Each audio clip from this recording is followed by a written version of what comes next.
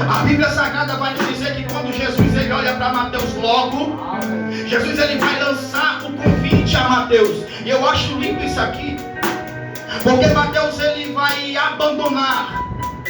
Mateus ele vai deixar, ele vai renunciar aquilo que lhe traz lucro para seguir a Jesus. Eu acho lindo porque Mateus vai entender que para seguir Jesus alguma coisa vai ter que ficar para trás. Eu quero dar um exemplo.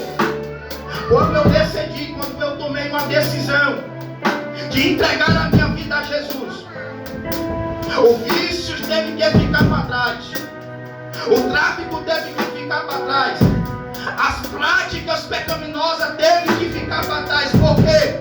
Porque para seguir Jesus não é de qualquer jeito. Porque não dá para seguir Jesus fumando maconha, dá não, irmão. Não dá para seguir Jesus cheirando cocaína, dá não, irmão. Não dá para seguir Jesus no tráfico, dá não, irmão. Não dá para seguir Jesus tomando uma, dá não, irmão. Não dá para seguir Jesus com duas mulheres, dá não, irmão. Ou você serve a Jesus ou você serve ao diabo. Ou você é crente ou você é ímpio. Ou você é santo ou você é profano. Ou você caminha para ir para o céu ou você caminha para ir para o inferno. A Bíblia diz que nós não podemos adorar a dois deuses. Nós não podemos adorar dois senhores. Por quê? Porque há de amar um e odiar ao outro. E é uma decisão ser tomada. E Mateus está entendendo que para seguir Jesus a coletoria tem que ficar para trás. Aquilo que lhe traz lucro tem que ficar para trás. É Jesus mesmo que vai dizer: aquele que quiser vir após mim, negue-se a si mesmo, tome sua cruz a cada dia e siga-me. Por quê? Porque aquele que quiser ganhar a sua vida, perderá. E aquele que quiser perder a sua vida por amor de mim e do Evangelho, achará. Porque o que é que adianta o homem ganhar o mundo inteiro e perder a sua alma? Ou que dará o homem em troca da sua alma? Perceba que Jesus ele vai usar três verbos. O primeiro verbo que Jesus ele vai usar, oh glória, é aquele que quiser seguir. A palavra seguir aqui significa, Jesus ele está dizendo para a multidão: aquele que quiser vir após mim, negue-se a si mesmo. O primeiro verbo que Jesus vai usar é negar. A palavra negar significa se opor, rejeitar, renunciar, deixar para trás. O segundo verbo que Jesus vai usar é seguir. A palavra seguir significa caminhar um caminho. Que caminho é esse? É o mesmo caminho que Jesus caminhou. É o mesmo caminho que Jesus andou. E o final, o destino é o Calvário. O terceiro verbo que Jesus ele vai usar é o verbo perder. A palavra perder significa ter prejuízo. E é bem verdade que ninguém deve ter prejuízo. Mas eu sinto lhe informar: para seguir Jesus tem que perder. Porque tem que perder aqui para ganhar lá. Tem muita gente, irmão, que está ganhando aqui, mas naquele grande dia vai perder lá. E tem muita gente, oh glória, que está perdendo aqui por amor de Cristo o Evangelho, mas naquele grande dia vai ganhar lá, vai ganhar. A Bíblia Sagrada diz, irmão, que Mateus agora ele está seguindo Jesus. Mateus ele aceitou o convite de Jesus. Mateus agora é discípulo de Jesus. E o ministério que Jesus tem para Mateus é diferente. Mateus não é só discípulo. Mateus não é só evangelista. Mateus também é escritor do primeiro evangelho do Novo Testamento, o Santo Evangelho de Jesus. Segundo escreveu Mateus. Mateus ele vai escrever nada mais, nada menos que a biografia de Jesus, a saber, o seu nascimento, o seu crescimento, o seu ministério, a sua morte e a sua ressurreição. A Bíblia Sagrada diz, Mateus narra, que quando Jesus ele nasce, aleluia, logo quando Jesus ele é pequeno, recém-nascido, a Bíblia diz que Jesus ele vai ser perseguido pelo Herodes para ser morto. Mas o que me chama a minha tamanha atenção, irmão, que quando Jesus ele está sendo perseguido para ser morto, a Bíblia diz que Jesus está crescendo em estatura. A Bíblia diz que Jesus está sendo perseguido, mas está crescendo. Jesus está crescendo em estatura. E Jesus está crescendo na graça e no conhecimento. A Bíblia diz que com 12 anos de idade, Jesus ele está dentro do templo, sentado no meio dos doutores e fariseus. Ele está sentado ensinando e aprendendo no meio dos mestres, no meio dos doutores. Com Jesus com 12 anos de idade, ele vai se ocultar. Aleluia! E ele vai aparecer com 30 anos de idade. Há quem diga que esse período que Jesus ele está se ocultando. Alguns historiadores vão dizer que Jesus ele estava trabalhando na carpintaria de seu pai José. Outros vão dizer e afirmar que Jesus ele estava além do Oriente. Jesus estava visitando as cidades circunvizinhas. A Bíblia vai nos dizer, irmão, que Jesus agora cresceu. Jesus agora cresceu na graça e no conhecimento e em estatura. E a Bíblia diz que Jesus agora, ele vai ser revertido. Jesus vai ser o quê? Jesus vai ser revertido. A Bíblia diz que Jesus vai até o seu primo João, à beira do Rio Jordão, para ser revertido, para ser batizado nas águas, para ser cheio do Espírito Santo. A Bíblia diz que apareceu João o Batista, pregando no deserto da Judeia. E a mensagem de João Batista era: arrependei-vos, porque é chegado o reino do céu. A outra mensagem de João Batista era: eis o Cordeiro de Deus, que tira o pecado do mundo. Eu, porém, vos batizo com água para a remissão dos pecados, mas no meio de vós tem um que é mais poderoso do que eu, a qual eu não sou digno de desatar ao palmo dos seus pés.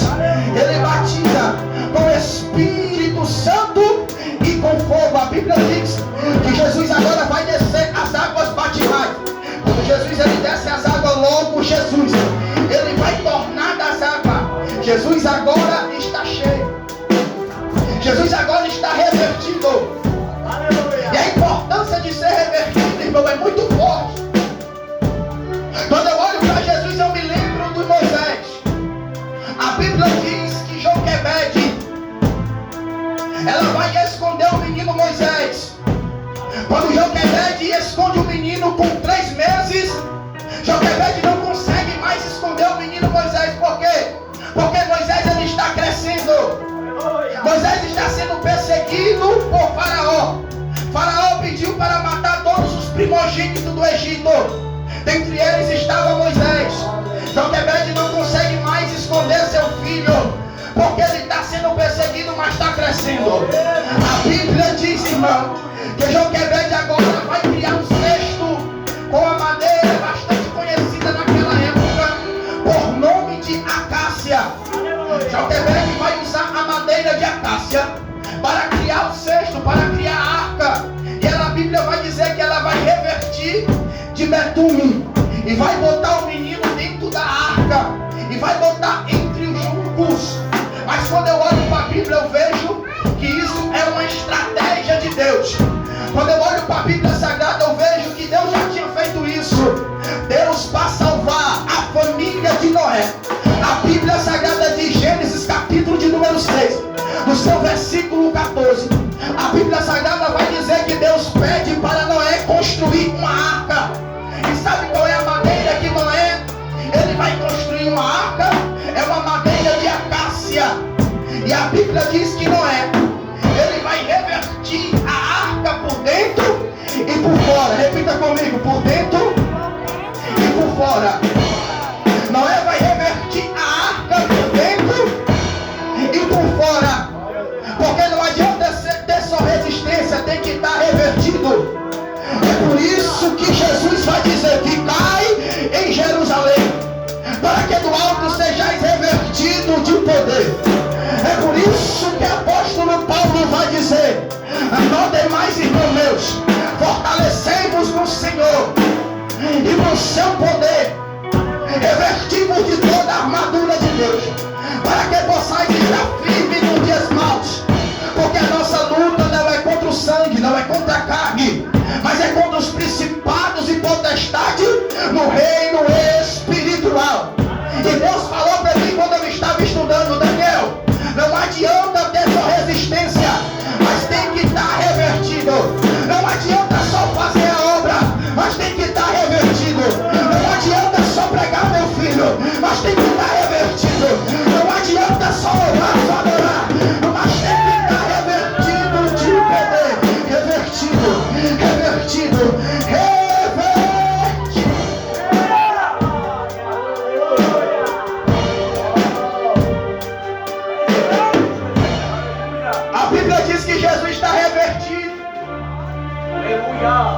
Jesus está cheio, irmão.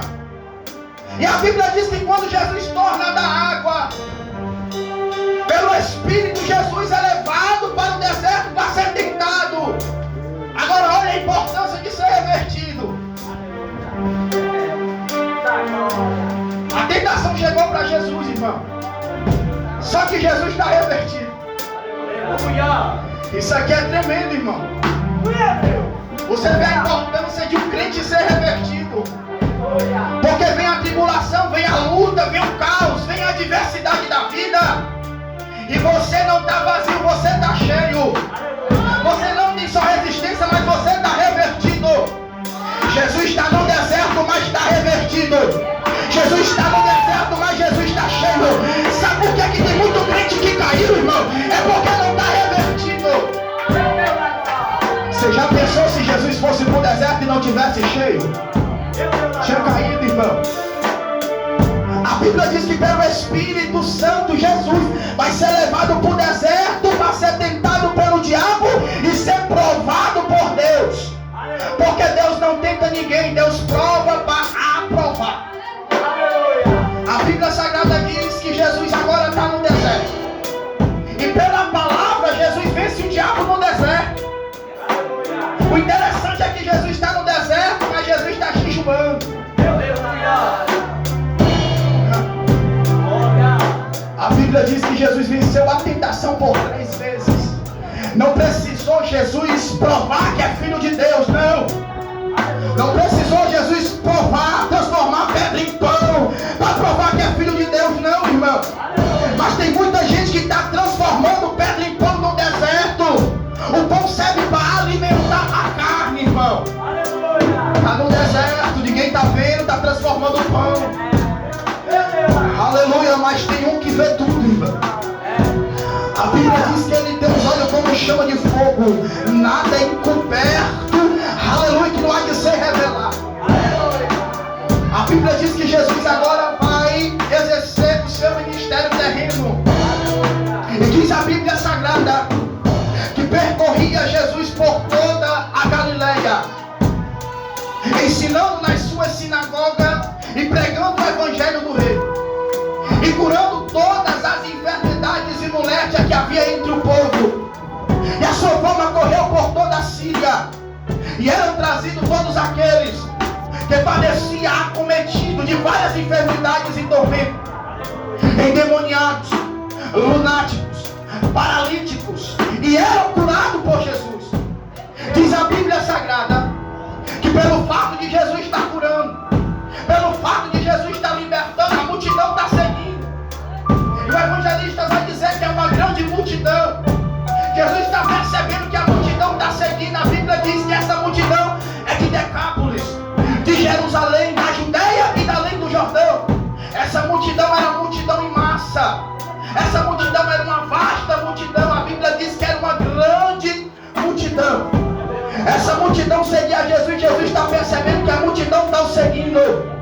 E Jesus não vai perder a oportunidade de pregar para a multidão. A Bíblia diz que Jesus sobe em um alto monte e se aproximou dele e seus discípulos. Jesus vai se assentar, vai abrir a sua boca, alçar a sua voz e vai ensinar as bem-aventuranças, a dizer para os discípulos e a multidão que bem-aventurado é os pobres de espírito, porque deles é o reino do céu. Bem-aventurados que choram, porque eles serão consolados. Bem-aventurados mansos, porque eles herdarão a terra. Bem-aventurados que têm fome e sede de justiça, por quê? Porque eles serão fartos. Bem-aventurados misericordiosos, porque eles alcançarão a misericórdia. Bem-aventurados limpos de coração, porque eles verão a Deus. Bem-aventurados pacificadores, porque eles serão chamados filhos de Deus. Bem-aventurados que sofrem perseguição por causa da justiça, porque deles é o reino do céu. Bem-aventurados sois vós, quando vos injuriarem, e perseguirem, e mentindo disserem todo mal contra vós, por minha causa, exaltai-vos e alegrai-vos, porque é grande o vosso galardão no céu. Porque assim perseguiram os profetas que foram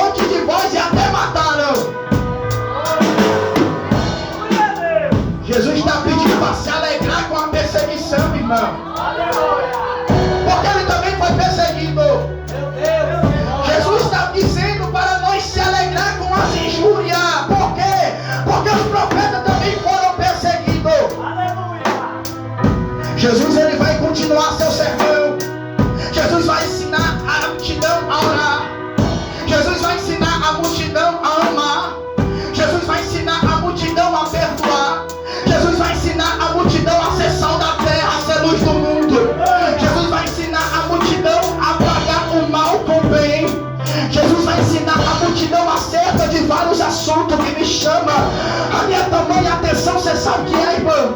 É que Jesus vai fazer a questão e muito vai se preocupar. Olha para cá, por favor. Muito vai se preocupar a ensinar a multidão acerca da prática da palavra. Jesus, ele vai contar uma parábola. Jesus, ele vai ilustrar a multidão e aos seus discípulos, dizendo: todo aquele, pois, que ouve estas minhas palavras, tudo que eu estou pregando aqui em cima deste monte, comparado ele a um homem prudente, aleluia, que edificou a sua casa sobre a rocha, e caiu a chuva, correram rios, sopraram ventos, e combateu aquela casa com ímpeto, e ela não caiu. Por quê? Porque estava edificada sobre a rocha. E todo aquele, pois, que ouve estas minhas palavras e não as pratica, não cumpre, não obedece, compararam ele a um homem insensato, falta de sabedoria, tolo, que edificou a sua casa sobre a areia, e logo caiu a chuva, correram rios, sopraram ventos, e combateu a casa com ímpeto, e ela caiu, e grande foi a sua queda. Grande foi a sua queda. Por quê? Porque ouviu e não praticou. Porque ouviu, aleluia, e não obedeceu. Porque ouviu e não cumpriu. Ouviu e não se submeteu. A segunda casa é a casa que foi edificada sobre a areia, que fala de aparência. Mas a casa que foi edificada sobre a rocha é que permanece de pé. A casa que foi edificada sobre a rocha é que está firmada.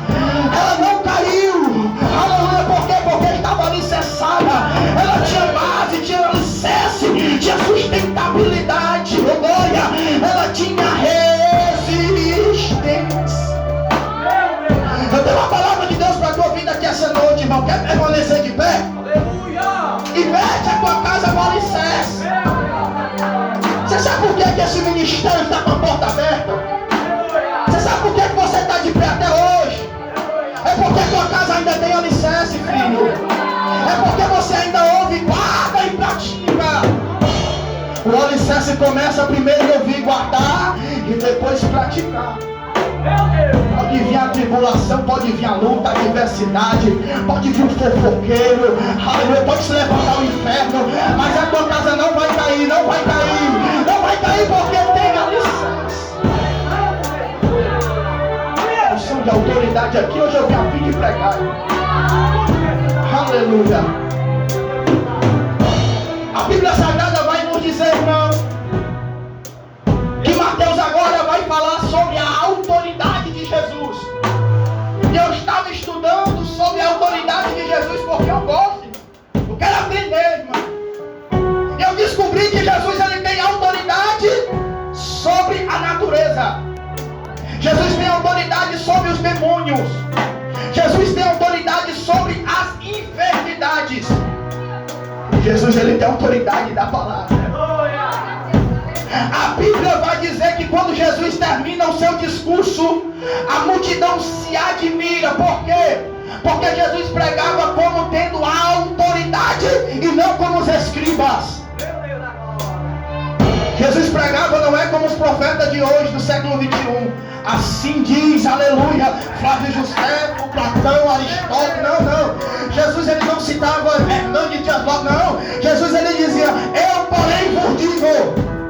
Eu, porém, vos afirmo.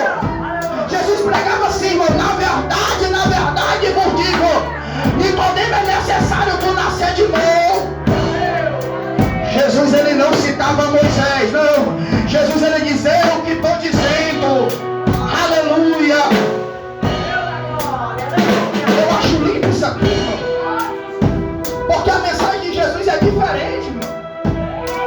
É a oração que eu faço a Jesus: Senhor, me faz assim como tu, diferente. Me ensina a ser teu imitador, Jesus. Me ensina a pregar com essa mesma autoridade, Jesus. Eu saí da minha casa e disse: Senhor, eu quero pregar hoje, mas eu quero pregar como se fosse a minha última mensagem. Como se eu viesse, aleluia, no término do culto. E a Bíblia diz, irmão, que Jesus pregava como tendo autoridade. Por quê? Porque a mensagem que Jesus pregava, ela curava. A mensagem que Jesus pregava libertava.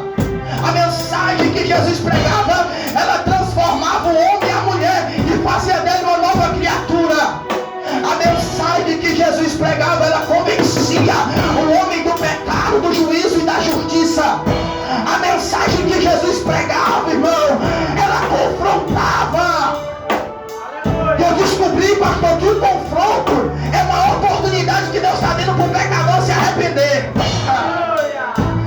A palavra que eu mais amo, Diácono Nilton, é o confronto, que me traz temor na alma, que faz eu me converter e ser mais crente. Porque nos dias atuais, irmão, não tem para massagear ego não, irmão.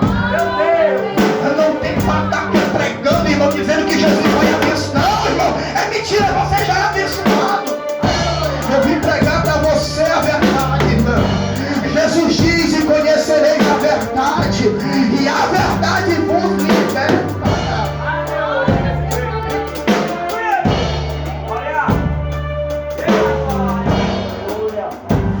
A Bíblia Sagrada diz que Jesus agora está descendo do monte. E é aqui que eu quero começar a pregar, irmão. Aleluia. E descendo ele do monte, e seguia uma grande multidão. Seguia o quê? E eis que veio um leproso. Quanto leproso?